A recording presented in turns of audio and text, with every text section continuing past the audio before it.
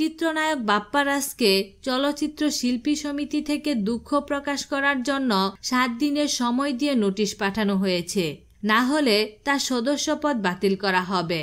সম্প্রতি কালের কণ্ঠের এক সাক্ষাৎকারে বাপ্পারাজ পরিচালক সমিতিকে হেয় প্রতিপন্ন করেছেন বলে জানানো হয়েছে। গত রবিবার সমিতির মহাসচিব বদিউল আলম খোকনের স্বাক্ষর করা একটি চিঠি বাপ্পারাজের গুলশানের বাসায় পাঠানো হয়। এ প্রসঙ্গে বাপ্পারাজ বলেন, পরিচালক সমিতি নিয়ে যা বলেছি তা নিয়ে দুঃখ প্রকাশ করতে যাব না। আমি যা বলার তাই বলেছি।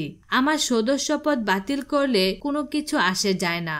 সদস্য হওয়ার সময় 50,000 টাকা দিয়েছিলাম, তা ফেরত দিয়ে দিক। বাপ্পারাজ আরো বলেন, আমি স্বাধীন দেশের নাগরিক। আমি স্বাধীনভাবে চলচ্চিত্র নির্মাণ করব। আমার কাজ দেখবে সেন্সর বোর্ড। তারা অ্যাপ্রুভাল দিলে ছবি মুক্তি পাবে। আমার তো কোনো সমিতির কাছে অ্যাপ্রুভাল নেয়ার প্রয়োজন নেই।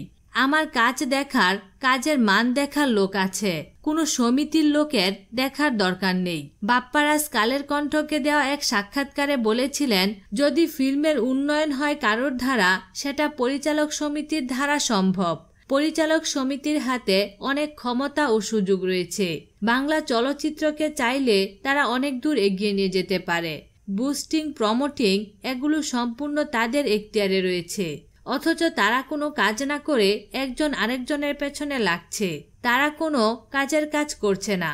গত 27 এপ্রিল এই সাক্ষাৎকার প্রকাশিত হলেও গত 14 মে বাপ্পারাজকে আইনি নোটিশ প্রেরণ করা হয়।